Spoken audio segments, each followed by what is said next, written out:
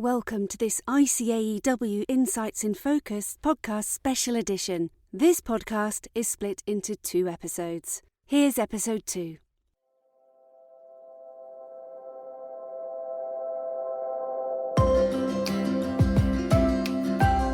Welcome to the ICAEW Insights In Focus podcast.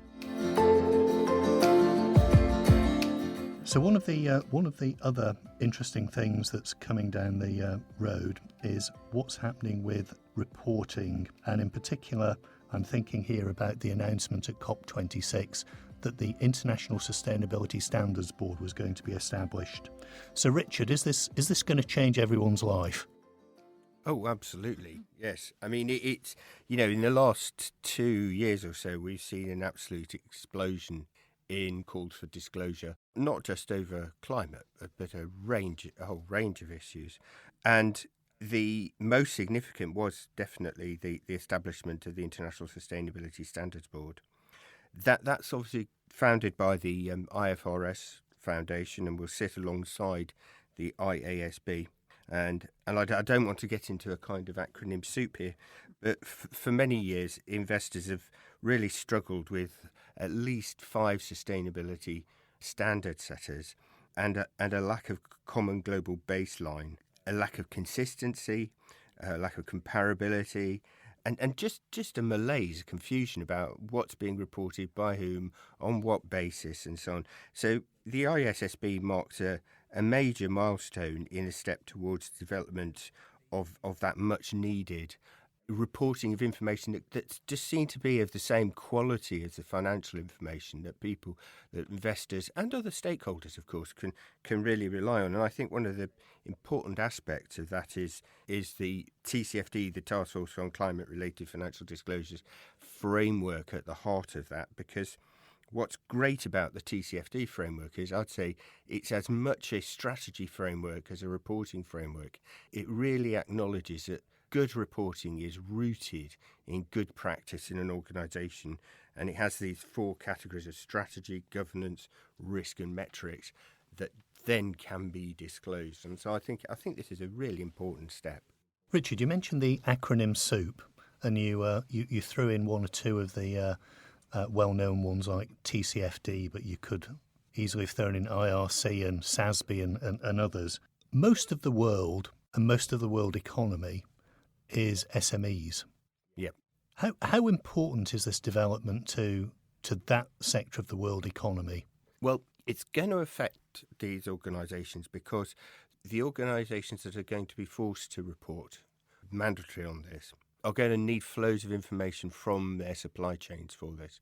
So if we just think about a net zero carbon report, in order to do that, those reporting companies are going to need information about emissions from their supply chain. They have to include that in order to meet the definitions of net zero.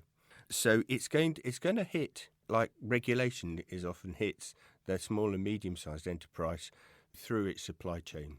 So it's not something they should ignore, because you want to be kind of ready for those requests rather than waiting for them to happen to you and then suddenly scrabbling around to try and get the information. Is to be in that position where you've already got that. And it's only the beginning. Other people are going to be wanting that sort of information too. Yeah, and the good news is that for anyone who wants to know how to start this journey, there's lots of material on the ICAEW website that you can dip into that will get you started thinking about it. Alison, you wanted to come in. Yeah, I mean, you mentioned, Michael, there the important role that SMEs have to play in delivering the green agenda. What about the public sector? That's 45% of the economy. What reporting standards will they adopt? How will the work of the ISSB take into account the activities of the public sector? And I think that's a really important development that we'll see coming up in 2022, and how public sector, central government, local government in the UK and across the world, how they will develop their own reporting standards that actually are meaningful and also are consistent with the corporate sector. And of course, it's only the beginning, because companies are going to be, in 2022, I'm absolutely certain modern slavery and forced labour are going to become big issues, and companies are going to be able to need to tell their investors and their regulators what is happening in their supply chain with this. So if you like, I think climate is a sort of a test run, and dare I say a relatively easy one, other sorts of information that are going to be required might be more taxing, and it'd be really good to be on the front foot, because then you can become a preferred supplier. Well, also, you're a trusted organisation. Yeah. And I think that's the role that the accountant plays in actually playing a part in actually delivering the trust in what those finances say. Absolutely. When you look at the back end of last year, Edelman produced a report, and the headline for me in that was that investors want this information. In the financial markets, it's often called ESG, environment, society and governance information. We might call it sustainable development goals information. They want it, but they don't trust it. And in order for it to be trusted, they need those common standards, but they need the accountancy profession to give them the confidence that the information that is flowing in from a business into its disclosures and into the financial markets on which the markets can make decisions is reliable and trustworthy information.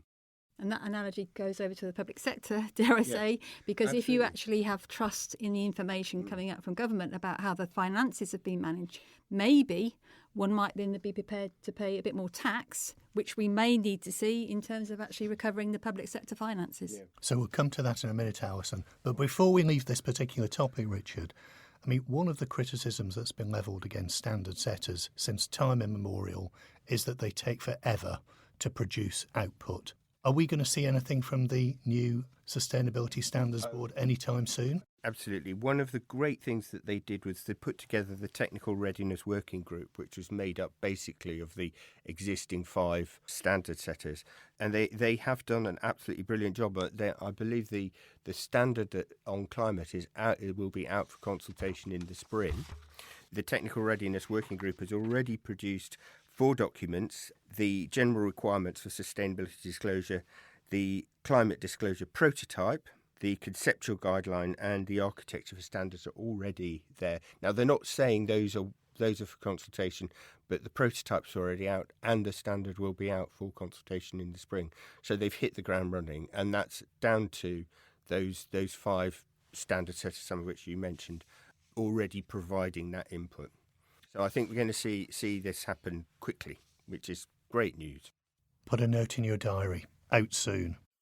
You're listening to the ICAEW Insights in Focus podcast.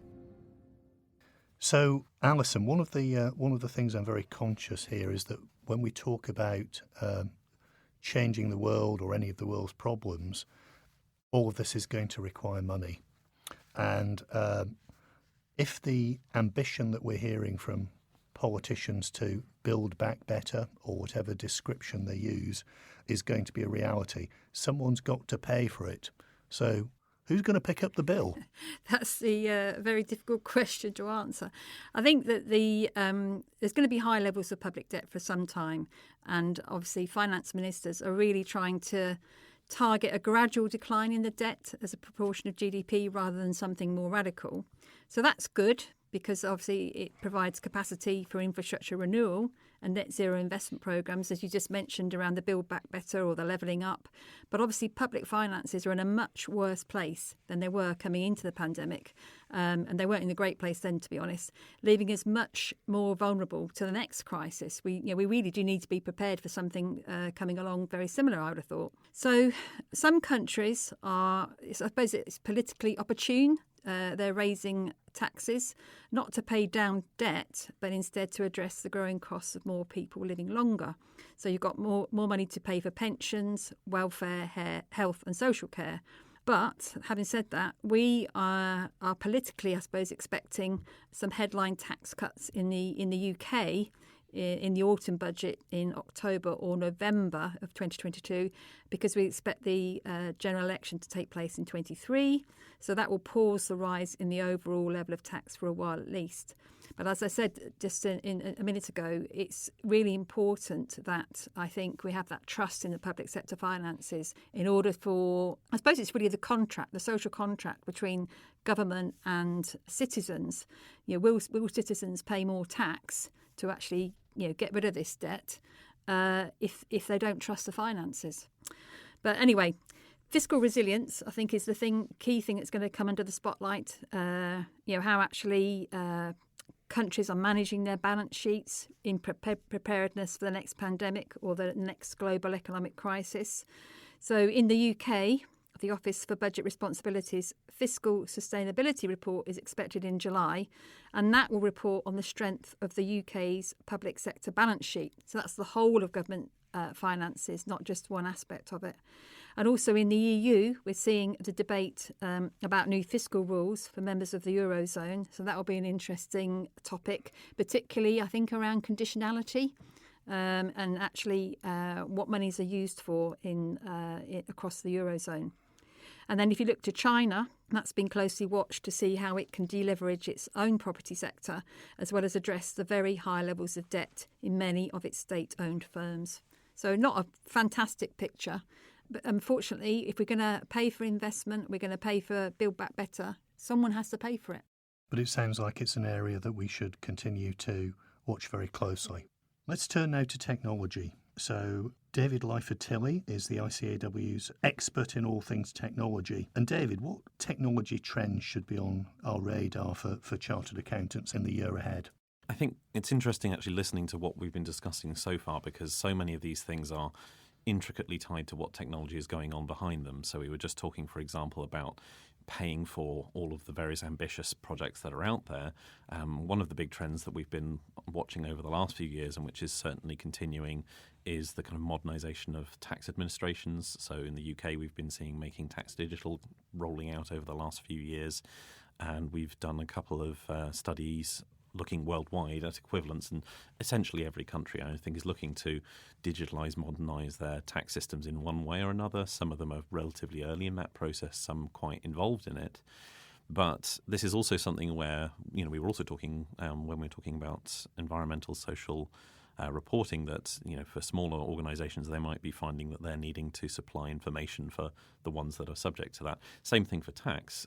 Even if, smaller companies are thinking, well, these changes in the way that tax is being reported and recorded and the way that it's being administered maybe aren't so relevant to me as a smaller organisation. Smaller organisations are often the sources of data for all of these sort of tax modernisation systems. So in the UK and other places, we've already seen, for example, the growth of real-time information in payroll, and that's sort of supporting a lot of that real-time taxation work that has been growing in that and in other parts of the economy, and I think that's going to continue to grow. So we're seeing companies as sources of data for a lot of these sort of ambitious programs, and those equally actually have been supporting when we're thinking about pandemic response. Many tax authorities have found themselves switching from not just being a revenue collecting authority, but actually being a revenue distributing authority as well, to putting out whether that's financial support schemes, furlough schemes, things like that. It's often the tax authority that's best placed to do those things. And that's going to bring some challenges as well, because we haven't yet seen precisely where some of those distributions are going to end up in terms of fraudulent activity and the like, and that's starting to emerge in various parts of the world now. Oh, yeah. I mean, so many of these schemes were put into place over the course of days or weeks, and so the priority was getting money out there, supporting the economy in the short term, and that did mean perhaps that there wasn't time to really do a lot of due diligence. Yeah, I mean, I'll just add to that. I mean, in the UK, particularly right at the end of 2021, we saw the publication of central government accounts. As you say, that government departments not used to paying out, but actually paying out business grants. And there's a very high level of fraud expected and a high level of irrecoverability of that debt, which is a really concerning thing. Oh, certainly. And just on the fraud point, we've also seen since the beginning of the pandemic a real growth in cyber attacks. And that's both in terms of broad, unsophisticated attacks where it's people just trying to get hold of as much communications data and email addresses as possible and send out very broad-based attacks to as many people as possible, but then also to sort of spear phishing and extreme social engineering and extremely targeted attacks. And accountants in particular have been a target of those, and I think that's only going to continue, perhaps even increase. Accountants perhaps not only will be in charge of funds and having ability to distribute them, but will also have lots of personal data or business data that's of particular interest to cyber criminals who are looking to either steal it or lock it up and hold it through ransomware. So I think we'll certainly see that that's going to continue. Elsewhere in technology, we were talking about the various data that's being generated to support these reporting goals and elsewhere. We're currently producing somewhere on the order of 200 quintillion bytes of data each day, which is just an unfathomable amount of data, and the vast majority of that data goes completely nowhere and is unanalyzed and untracked. So data analytics and the ability to get hold of data and really understand it and analyze it, I think, is something that's been growing and growing. And I think certainly we've seen, within ICAEW, of course, we've had the growth of our data analytics community and our other kind of offerings there. And I think that's something that whenever we're speaking to members, understanding data issues is something that just comes up again and again. One of the things we talked about quite a lot a few years ago was blockchain. And the promise of blockchain and its applicability seemed to know no bounds. Are we really now starting to see it being used in real-life applications? Yes and no. It's certainly that so when we first put out our report on blockchain in the future of accountancy about 5 years ago, we've gone through a relatively quiet period where there has been, as you say, a lot of promise about the possibilities of blockchain, but not necessarily a lot of that crystallizing into ordinary business as usual applications. We have seen in the last couple of years a real explosion in the interest of cryptocurrencies, related digital assets, the kind of big growth in the market for non-fungible tokens, for example, NFTs has been coming up. I mean, coming to record here on the tube, you can't but see advertisements for these kinds of things. So there's certainly a lot of interest in these as alternative investments. What we haven't seen, I think, is the other side of blockchain. So using it as a pure record-keeping technology, not just about digital assets and cryptocurrencies and the sort of which is where the technology began. The applicability to other areas hasn't really come to pass in the way that I think many of the really strong advocates for this technology would have hoped. I do think, however, there's still a lot of interesting things here. But at the same time, as well as we're looking at sort of the democratization, the opening up of data to support these systems, we are having to contrast with the fact that the most popular blockchain systems are still very uneconomical on their energy use, very damaging on their environmental impact. So, it's a bit of a mixed message as far as the sort of future of these technologies goes. So thinking about the knowledge and skills that chartered accountants should be looking to add to their portfolio, obviously quite a lot of the things that we've talked about seem to involve ever-increasing amounts of data. And I'm not quite sure how many zeros were on the end of that particular quintillion or whatever number it was that you just cited. But, I mean, we are drowning in data. So how can a chartered accountant get to grips with this? Well, I think one of the important things about data skills is that there's not just one way of engaging with data. There's not just about becoming a data scientist, for example, and doing the collecting, cleaning and analysing of data. That's absolutely one direction that people can specialise in. We've seen a real growth of interest in data analytics related programming languages and coding such as R and Python, for example, over the last few years. But there's also been a big growth in low-code and no-code platforms that allow you to manipulate data without necessarily needing those coding skills. So in things like Microsoft Power BI, for example, has been growing quite a lot in the last few years. And actually, you shouldn't underestimate what you can even do in the classics like Excel. There's quite a lot of it. So there are other ways of getting involved in data, whether that is about thinking about data protection. Of course, that's been a really important theme over the last few years. So being somebody who's sort of advocating for data protection and being a steward of data. It's also about taking what that analysis has been done and then presenting and communicating that, relating that to audiences in a way that is understandable but also not misleading. One of the things that I think is really important is an understanding of, as you say, we're drowning in data, but you've got to understand what data you don't have and also understand what biases are present in the data that you do have, and they can be really quite subtle. And I think we've seen that particularly with a lot of amateur analysis of COVID data over the last few years and the misinformation, disinformation and lack of understanding over how, there is a lot of information out there and a lot of it is publicly accessible, which is definitely a good thing. But without understanding the fundamentals of statistics and data analysis, you can end up drawing all sorts of incorrect conclusions from it. And that's a very visible example of a bigger trend with any kind kind of data set, is that you've got to have those sort of higher level reasoning skills to really think about what the data is and isn't telling you. As I mentioned earlier, we've had this sort of big growth in the ICAEW's data analytics community and the data analytics certificate that we're offering, and I think that there's a lot of different ways of getting involved in the data marketplace without necessarily being somebody that's cleaning data sets and connecting them and doing down at the metal data analytics. Anyone got any final thoughts on data and how data is going to continue to shape our lives? Well, I mean, I'm going to talk about it from a public sector perspective, I suppose, really. I mean, there's the whole government data strategy coming along. And actually, one could see, coming down the line, which is something that's been sort of developed, is actually you're filing your data with government once. So, for example, if you think about a set of company accounts, that they actually just get filed with government once, and every department, every interest in that, whether it be on the tax side or just the company's house information, they will be able to analyse that data from one source. So that should be less of a burden on the company or actually filing those accounts, for example. But what we would want to see, and as you said, Michael, there's absolutely a plethora of data. What we want to see is government using that data sensitively, carefully, but actually for the good of and delivering better policy as a result of having that good data. I mean, it's just fundamental in the sustainability world. You just can't possibly understand what you're doing to the world or its inhabitants without the huge amounts of data. And how do you use that across supply chains? How do you build it into your decision making? Where do you get it? What shape is it in?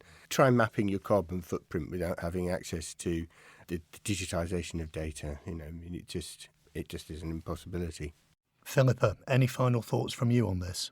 Oh, I think data and financial services could be a very long discussion as well. But I think, as Richard said, as Alison said, it's an industry where being on top of the data that you have as you continue to accrue more and more of it is an ongoing challenge. So for banks, insurers working with 30-year data sets and trying to make sure the quality and integrity of what you're working with in terms of your old data is as good as the new data that you have is an ongoing challenge. Thank you, Philippa. Let me thank all of my colleagues for their insights today. I think one of the challenges with forecasting is that it's almost always wrong, at least in terms of making a prediction of the future and attempting to put a timescale to it. It will probably come to pass at some point in time, but we just can't say when. So we hope you've enjoyed all of these thoughts. We hope that they are useful in whatever you do, in whatever sector of the economy you work in.